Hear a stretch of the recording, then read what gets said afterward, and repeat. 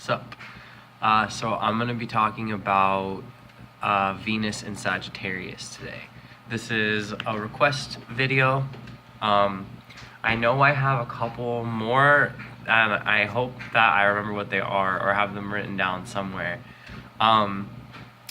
So real quick before I get into the video, I just wanted to mention that I'm giving my December 2017 forecast project out for free next month because I'm really proud of it and I just kind of want to share it, and I'm hoping that if you check it out, download it, print it out, look through it. I mean, it's got a calendar for all of December and all of the planet shifts and all the aspects, and I go through it in a detailed way, kind of what you can expect so that you can align yourself with what's going on cosmically in your everyday life. If you like it, please consider subscribing to me. It really supports me and the energies that I'm putting forward into my intuitive astrology work. So I'll put the link in the description if you want that for free this month. Any feedback's super awesome. So, Venus and Sag. To me, this seems like a really fun placement, but right off the bat, I'm going to say that this person has a really hard time settling down. They probably have a really huge fear of commitment. They love to feel free in love and for it to be an adventure and spontaneous and just kind of happen, and they can go in and out of it at their own will. So someone with a Venus and Sag is not going to do well with someone that's incredibly controlling or dominating or not willing to explore and kind of a homebody. They're gonna get really bored of you, or they're gonna get really angry with you, and they're gonna leave. What I found with a lot of the fire Venus signs, so Aries, Leo, and Sag, is that they're incredibly independent when it comes to love, and as such, they become the one that kind of makes or breaks it. Like on Earth, Venus, they're the one that is not really gonna let go of a relationship. They're gonna want to stay in it because they really feel comforted by grounding stuff down. But a fire Venus doesn't need you. They're in love with themselves and with the world and being able to do whatever they want whenever they want. And they find that often being in a relationship, if it's not supporting those personality traits that they have, it's just going to be really constricting and frustrating, and they'll just go. Like, it's not that emotional. Like, yeah, they get passionate, but if it's time for them to leave, they're totally capable of leaving. They're really confident about it. They're the kind of person that breaks up with you and maybe you text them a million times and they just don't check their phone. Like, they don't give a fuck and they'll let it go away. So these people are kind of hard to tie down because they don't need you, and if they get into a relationship, it's because it's super stimulating and exciting.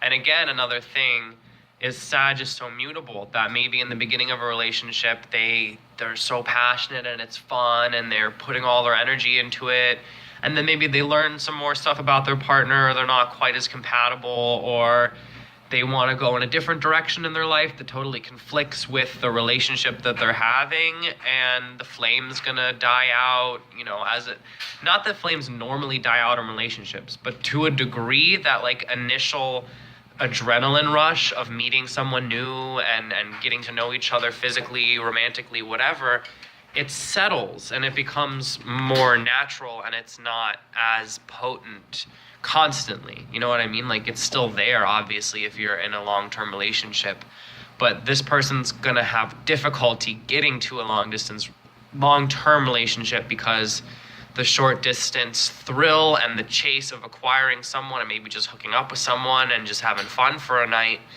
is enough for them to a degree. It's not as exciting for them to, like, when they imagine being with the same person for their whole life, it freaks them out because they feel like they're gonna miss out on a lot of things, and they don't like that. So Venus and Sagittarius is someone that could really easily be in an open relationship. Unlike Aries and Leo, they're not one to get jealous, because they don't really care about you. Not not exactly like that, but it's just like they don't care about what you do. Like, do what you want, you know, and they're gonna do what they want. And that's kind of how they operate. Like, they're really non-judgmental in that term, and they want other people to have freedom just as much as they do.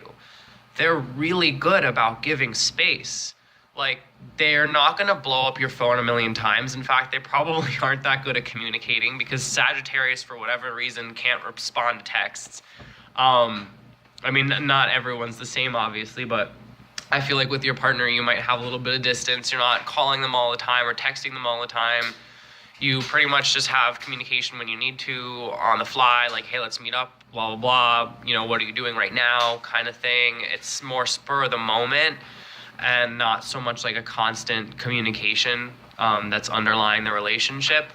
So they'll give you a lot of space and a lot of freedom. They actually can be in long distance relationships. That's easier for them, because then they can kind of do their own thing and have fun, and you're off doing your own thing. But and that's kind of exciting for them, that you're doing your own thing. They like someone that's independent. They like someone that is adventurous and can take care of themselves and wants to explore the world, that likes traveling. They need someone that's super interesting and super stimulating to keep them interested.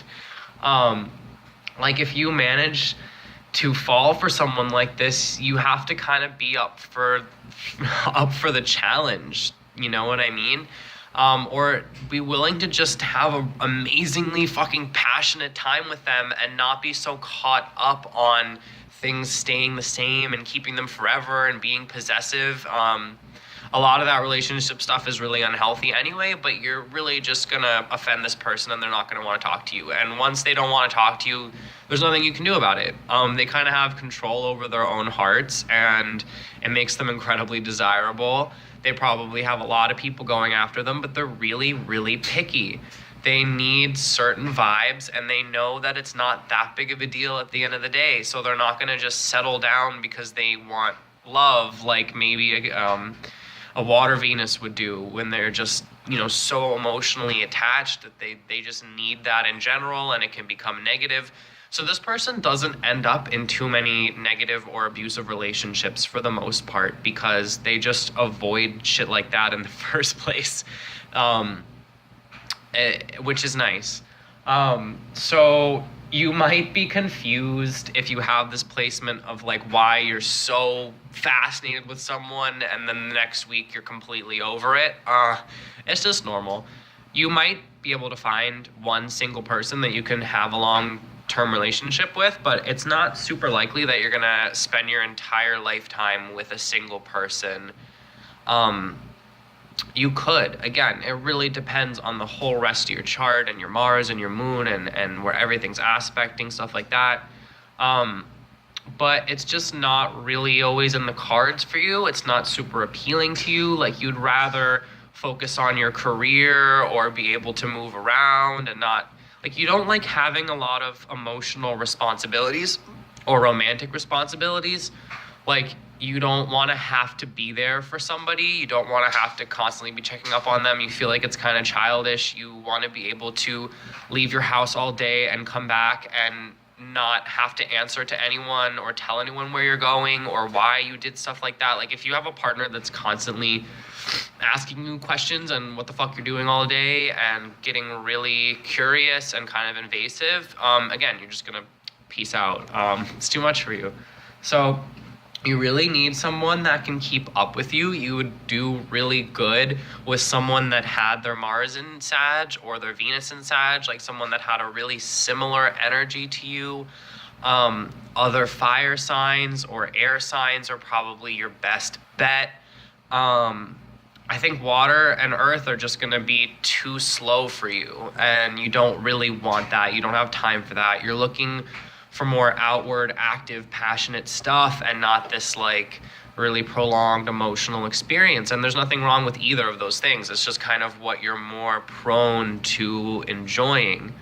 So I would say embrace it, like have fun, and don't, like, society tells you that you need to be in monogamous relationships and B, that you need to stay with the same person forever, and C, that it's the super intense committed thing. And while that works for a lot of people and it's totally great and fine, it doesn't really work for this placement very well. So if you're feeling guilty because you're not how they portray relationships on TV or portray dating in modern culture, just do your own thing. Like, just feel through it. There's nothing wrong with you. You just have your Venus in Sag, so have fun. Like, go out, date, don't date, be independent, be asexual. Who cares? Like, just be a unique individual and don't get too caught up in it. Or it's gonna really give you a lot of anxiety and stress. And when Sag gets anxious or depressed or stressed, it just turns into chaos, because that's kind of how they deal with it. And you'll just kind of drink and party and not really give a fuck and drop all your responsibilities because you can't handle it. So if you're at that point, just relax and realize that, like, you're fine and everything's okay. And you have the freedom and permission to be yourself. So yes, that's all I want to say about that for now. I hope that resonates. Thank you for watching.